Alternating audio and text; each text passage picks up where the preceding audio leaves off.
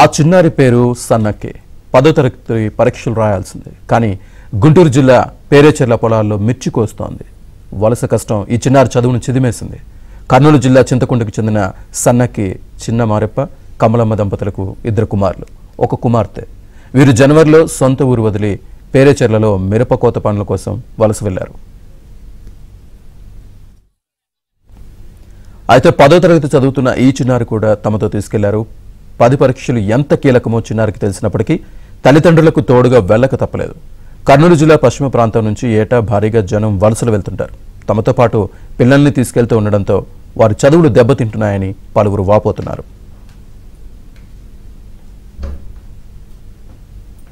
విషయం తెలుసుకున్న గుంటూరు జిల్లా విద్యాశాఖ అధికారులు మిర్చి పొలంలో ఉన్న విద్యార్థి వద్దకు వెళ్లారు. కొసగి విద్యాశాఖ అధికారులతో వీడియో కాల్ మాట్లాడించారు. సప్లిమెంటరీ పరీక్షలు రాస్తానని ఆ చిన్నారి చెప్పింది.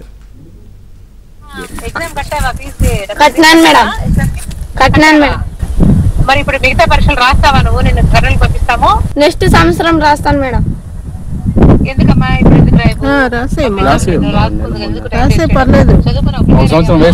ప్రిపేర్ అవ్వలేదు మేడం.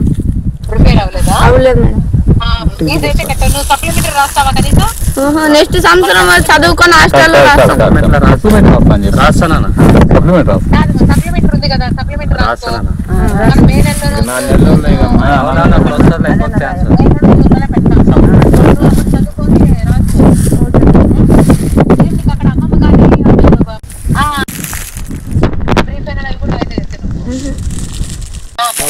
ఇడిచింటి మేడం, ఇడిచింటే చెరుకు పనికి పోలేదు, ఆడ బడికి బాలేదు, స్కూల్కి బాలేదు.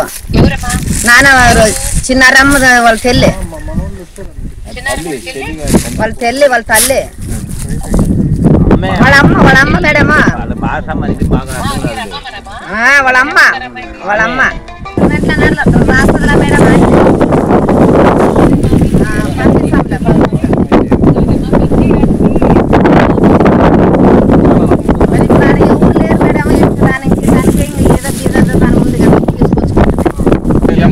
First second ranker madam. చదివేం బాగుంది. ఫస్ట్ సెకండ్ ర్యాంకర్ మేడం అమ్మాయి.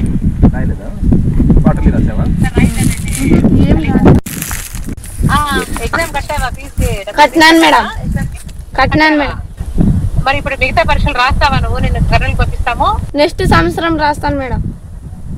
ఎందుకమ్మా ఇప్పుడు ఎందుకు ప్రిపేర్ అవ్వలేదు మేడం.